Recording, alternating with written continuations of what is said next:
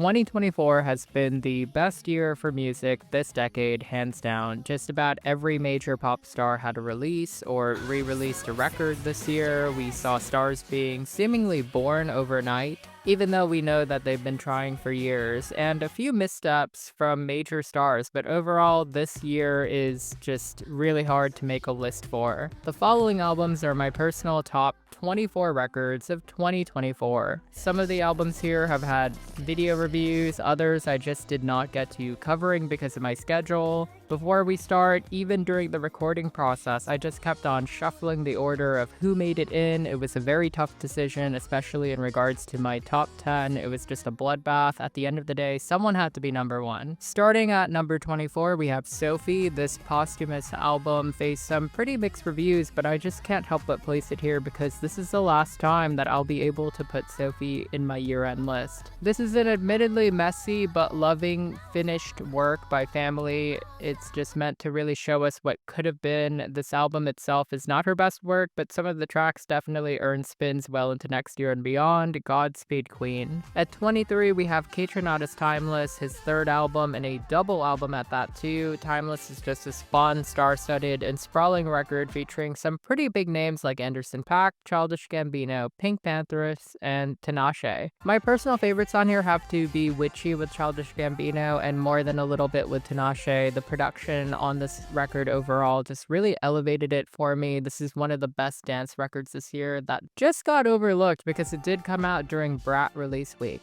Number 22. In a year where country music took root at the top of the pop ecosystem, I just couldn't help but explore who else was up and coming in the genre. Megan Moroney has always been on my radar, but this year I think she really broke out with M.I.O.K., her second record, and a country gem that I felt was snubbed by the Academy this year, to my surprise. I think it's a very strong heartbreak record that touches on getting therapy, being scared to die alone, and has a touching ballad inspired by her uncle who actually died on 9/11. This record is an absolute downer, but the songwriting is so detailed and stunning. No Caller ID, Noah, and Heaven by Noon are my personal highlights. I have a strong feeling that she's on the verge of real mainstream success very soon. Number 21. At the time of recording this video, I have seen Wicked 5 times at the movie theaters. By the time that this is published and you're watching this, it might be 8. The soundtrack for the 2024 movie is brilliant. I thought that Ariana Grande herself actually did a really good job. She actually has credits as a vocal producer on this. I think both her and Cynthia Erivo just did the classic musical justice. And that meme of people holding space for Defying Gravity, as someone in queer media, I have seen it in quite a few posts. Grande's popular soars, Defying Gravity, I will always hold space for that, but it's really The Wizard and I that has me playing it on repeat. This is a smash hit of a soundtrack, go listen to it. And just like that, we are in our top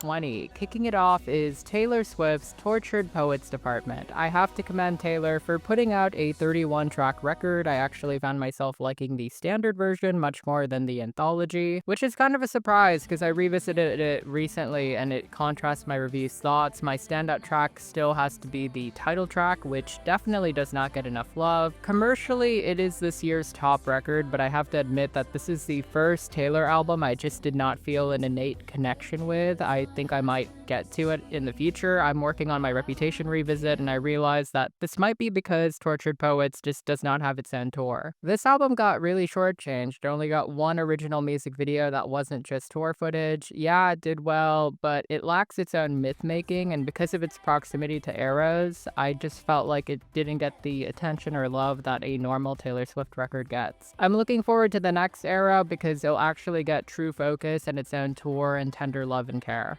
Number 19. Gracie Abrams surprised me this year with The Secret of Us. I did not expect to put this record on the list when it first dropped, but after spending some time with it, this was my post-election depression album, and that killer deluxe version, I just ended up liking it a lot more than I already did. I blame all of you gays who have memed this for the I Love You, I'm Sorry music video bridge, which honestly shows that Gracie would have been a great actress. I feel like the camp visuals against the dour song itself, just wow. My personal favorites from this right now are the Vivo version of I Love You, I'm Sorry, Cool from the Deluxe, and of course the smash hit That's So True. Number 18. No list would be complete without Kendrick Lamar. I would have actually ranked GNX way higher if I had more time with it, but wow, this is such a strong record produced by Soundwave and Jack Antonoff, who came on this mad as hell to prove that he still got it. This is a victory lap record in a year where he demolished Drake's reputation and standing in the industry. It's cohesive, it's sharp, it's a loving tribute to classic West Coast hip-hop. I don't agree with critics who say that this was a safe record. I felt like there was still some experimentation here and there. Luther with SZA marks another blockbuster collab with Solana, but I really love Squabble Up, which was the obvious single choice, and another crown jewel to Lamar's collection of smash hits. The sample of Debbie Deb's When I Hear Music is just stunning.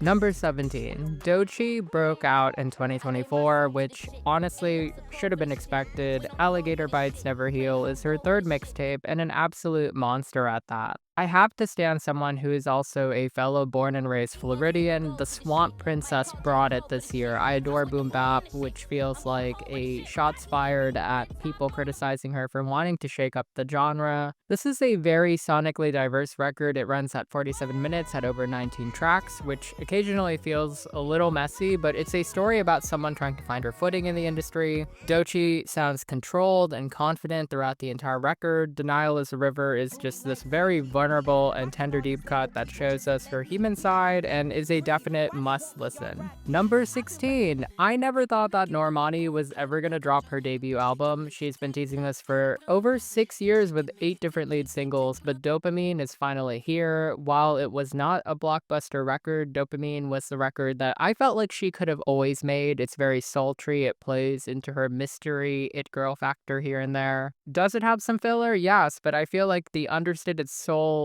feeling to it, the soul genre being imbued in it, just makes it a standout listen. A few moments happen where you really feel the breakout star that people were predicting her to be back in 2018. I still think that she has it. Still is my personal pick for my favorite deep cut. It is an absolute stunner of a track. This record is underrated. I thought it should have been more successful. As we enter our top 15, this is where it got hard to settle on who went where. At number 15, we have Radical Optimism. Dua Lipa's team definitely dropped the ball on this splashy and cute summer record. It is nowhere near future nostalgia, but it definitely has its moments, notably on Falling Forever, which needs to be added to the set list of the tour next year. While I adore all of the singles, particularly Training Season, which needed a better music video, it's really deep cuts like These Walls and What You Doing that deserve a revisit. For a flop era, I thought Dua did so well for herself. Number 14. I think Griff is an underrated artist. I think she's a very talented producer, songwriter, and a really solid singer who's finally getting her due. Vertigo marked her debut, and across 14 tracks, we get a sense of her depth and artistry. I was thoroughly impressed by how she produced much of this record. I'm a little bit biased because I have a personally signed copy of her vinyl, but it has become one of my favorites this year. My favorite track has to be Astronaut, which reminded me of early Lorde in its construction and poignancy. Griff has potential. I think she will last well into the decade. She's right on the verge, guys. Number 13. Vampire Weekend never disappoints. Only God Was Above Us was one of their best records ever. Ezra Koenig's ear for music just cannot be denied, and with Ariel Rechtshaid and Rostrum co-producing, this record is just indie rock perfection. I can't even name a standout track. The entire record is beautiful. It was criminally ignored by the Grammys this year, which honestly I had it as a lock for an AOTY nominee. I was hooked for the closer though. That closer Hope, it just feels like an epic conclusion to the record, which feels like an odyssey across time and space. Number 12. Camila Cabello was unfairly antagonized this year. CXOXO was one of my favorite records of the year. It was an American spin on Motomami with a dash of hyperpop sleaze. This album deserved far better. I never really got why people compared it to Brat, besides I love it feeling vaguely familiar, and, you know, kind of like a Charli parody, but songs like 20 Somethings and Boat really bring the emotional intimacy and richness of Cabea's last works. I was shocked that songs like Pretty When I Cry and Dade County Dreaming with City Girls, they were smash hits that were just not pushed correctly by the team, and the Magic City editions added songs like Godspeed and Confronts Kiss, both of which I consider highlights of her career musically so far. I'm just shocked that it didn't click. I had the chance to meet her at an event. She is truly one of the sweetest souls in the industry, and I'm just horrified that she was overlooked and underestimated this year. Number 11, I recently covered Tyla's self-titled debut. I think she still has the juice to live up to the hype. Push to Start is on rotation for me. The music video just feels classic pop. The record itself is just so cohesive and rich. It honors her Amapiano roots. Many artists have debuted in the 2020s, and I actually see Tyla outlasting quite a few of these artists, assuming her team can get it together. And now there are just 10 left. At number 10, we have another Tyler, the creator. Chromacopia marks his first album in 3 years. I was just thoroughly impressed that he wrote, produced, and arranged the whole album himself. I mean, it's just such prodigal talent. And the features are just stacked. I just love how he dropped an album on a Monday, Beyonce style. He does not care about charting, but it's also that return to the jazzy R&B sound that he did on Igor and Flower Boy that just had me fall in love with this record. Narrated by his mother, this album talks about his journey growing up in the city. It's a quarter-life crisis about celebrity culture, parasocial relationships. My personal standout, something that made me think for weeks, was Hey Jane, which is about Tyler's encounter with an older woman he hooked up with and dealing with an unplanned pregnancy scare. That just felt so vulnerable and so real and just truly like a late 20s issue. At number 9, the same week that Chromacopia dropped, Halsey's underrated The Great Impersonator did too. I thought that it was a beautiful treatise on impending death and the perils of motherhood. I thought that touching different genres and time periods to great effect was really a smart strategy for Halsey to do. She really blew the doors off for me. I consider this her best work to date, just a sprawling, unapologetic document about this woman trying to find space and purpose and love, finding it through motherhood, but also realizing that death is inevitable. I find it just so hard to revisit in whole just because of its dark subject matter, but then it also has bops like Panic Attack, which almost make you forget that you should be crying. Number 8, there is no Clairo shade at my year-end list. Charm is my favorite record of hers yet. It is her first true independent release. I thought that she delivered a perfect late summer record. It is breezy, decadent, still an emotional gut punch. Charm just has everything. The textured quality of the production and the way that she uses analog sounds is such a welcome contrast to the brasher production that I loved in other albums this year. Songs like Add Up My Love and the breakout song Juna just had me hooked, but it's also the quieter, intimate tracks like Slow Dance and the album closer Pier 4 that speaks to Claire's range and fortitude. I would love to see her win a Grammy for it despite facing some really tough competition this year. Number 7. I love Casey Musgraves. Seeing her evolution from a country darling to a country pop icon and then back and again, it has always been a treat to just see her grow and become successful, and on Deeper Well, she gave us one of the cleanest and most polished records of the year. I thought it was a beautiful exploration of her navigating her Saturn return and coming out of a bad relationship. The title track gets so much love, but the true standout has to be The Architect, which is a beautiful song about the mystery of life, and it questions whether or not there is a God out there. The Architect is one of my favorite songs of the year, perhaps the decade. Hearing it and much of the album live back in October healed me as a person. Deeper Well is just a brilliant return to form, especially for fans who weren't in love with Starcross, which I consider underrated, and I consider Deeper Well to be one of the best country records of this current decade. Number 6, we have Magdalena Bay's Imaginal Disc, which found its audience and is hailed as one of the best records of the year for good reason. I still can't believe that this is the duo's second record only, but it feels like a career highlight. I felt like the loose concept about it being about a character who is given an imaginal disc but then rejects it as they become more human. The storytelling is just so well done. I love the blend of genres on this record. It's so hard to describe what exactly they're channeling, but you just can hear it and feel it. The sonic textures and emotions are purposefully overwhelming. I felt like it was so richly thought out. This is a record about growing up. This is definitely a record about people entering their late 20s. It posits some very lofty ideals about identity and time that feel a little galaxy brain memey, but they have real meaning. I so badly wanted to make a video about it, but I just kept on getting slammed by work and life and stuff. It's such a beautiful record. The following top 5 are populist and obvious picks that you would expect from me, but nonetheless, I think that each record here at one point was actually my number 1 pick for the year. At number 5, we have Ariana Grande's Brilliant Eternal Sunshine. While it wasn't her most commercially successful record, though it should have been, I think it's her best record so far. It's a masterclass of pop and vocal emotion, loosely inspired by a classic movie. She discusses very loosely her relationship with the media, a recent divorce, Saturn returns, finding herself in new love in uncertain times. We Can't Be Friends is a future pop classic. Just one of my favorite tracks of the year and possibly the decade, and one of 2 number 1 hits from this record.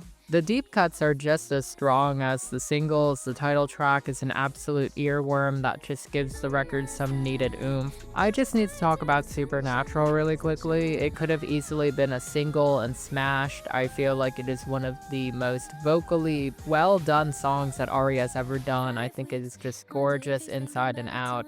In a just world, I feel like this album would have seen way more Grammy love. I thought it deserved an AOTY nom. Number 4. Sabrina Carpenter finally broke out of the Kia asylum. She had 3 top 10 hits, one of which went number 1. She even held the record for most weeks with multiple top 10 entries. Short and sweet, her 6th record is an undeniable success and one of my favorite pop records of the year. I think that it is a brilliant blend of pop, R&B, and country sounds. I think each and every track could have been a single, which is a rare feat. It is a rare compliment to give to an album. At just 12 tracks, Carpenter relays her feelings about situationships, romance, boys who suck, and being horny. Each and every song feels coherent and complete. Not a single track felt like a chop. My standout has to be the closer, Don't Smile, which just gets me every time. It's this perfect bittersweet closer to the album. And we cannot forget about Juno, one of the best tracks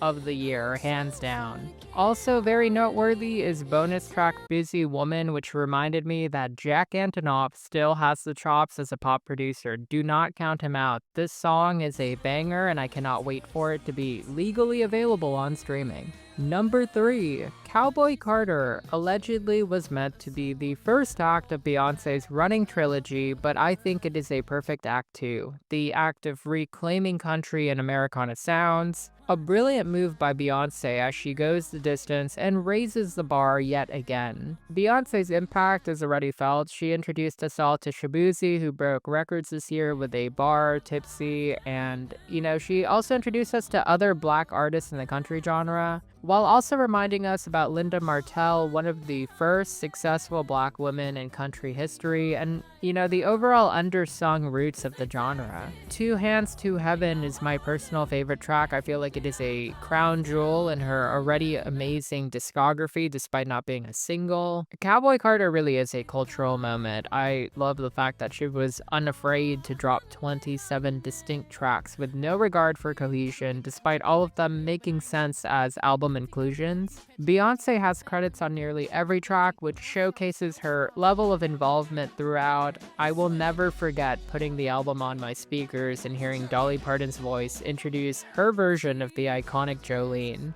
And Yaya, that song alone, I love Yaya, classic. Number 2. I meant it when I said I loved Hit Me Hard and Soft, Billy's third album, and for a time, my personal favorite album of the year. What I really loved about this record is that it's a very tight and restrained 10-track journey that I felt was overshadowed by the giant success of Birds of a Feather. The rest of the album is just also well produced and meticulously thought out. Eilish made waves by embracing her queerness on the track Lunch, which alongside Chappell's Good Luck Babe will likely be a sapphic staple for years to come. For this little recap, I did want to mention L'amour de ma vie, which is this killer two-part kiss-off anthem, the first part being a charming old Hollywood-esque number, and the second half being a techno dance heaven piece. That second half was so good that Billy made a full version which got nominated for a Grammy. Billy's gusto, natural charm, and charisma just makes her a darling in the industry. I never really got her until this album. As the great saying goes, better late than never. I can't wait to attend her tour and hear this album live. I think we all know who my number 1 is, and I think it might be your number 1 too.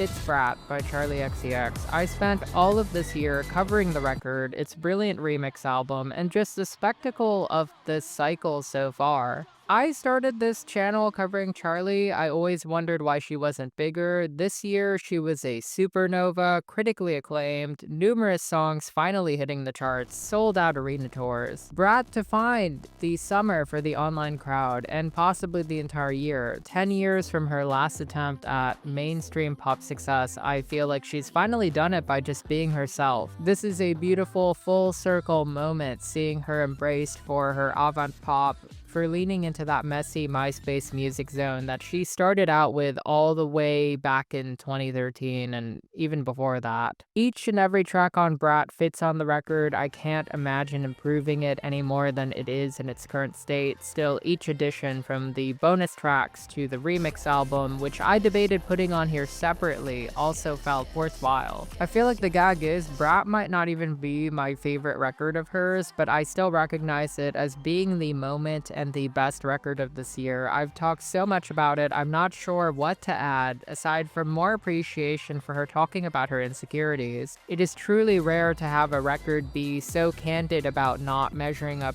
to peers, or to acknowledge one-sided feuds with fellow girls, or talk about the fear of missing out on a normal life. My career feels so small in the grand scheme of it all might actually be my favorite line of an album this year. Charli has never been this big ever, and I do think that this is actually the start of a new age for her, and possibly the genre at large. I'm just so happy that people have finally caught on to who she is, her ethos, and her art. And that's a wrap on a beautiful year of music. 2024 has been my favorite year so far. Just to cover this many albums has kept me so busy. I do not know how 2025 is going to top it or even come close, but if the rumors are right on who's dropping, all bets are off. I just love how fun pop has become again in the wake of uncertainty. We can always count on bops to never stop. Thank you again for tuning into my channel this year. I can't wait to see you into the next year. I will also be dropping a list of my top 10 favorite hit songs of the year soon. A quick shout out to my members. Thank you so much for supporting my channel. I love you guys. To my subscribers, day one or day now, thank you so much for being here for me. This has been a crazy year, and I have been happy to cover it, and I hope to see you next video.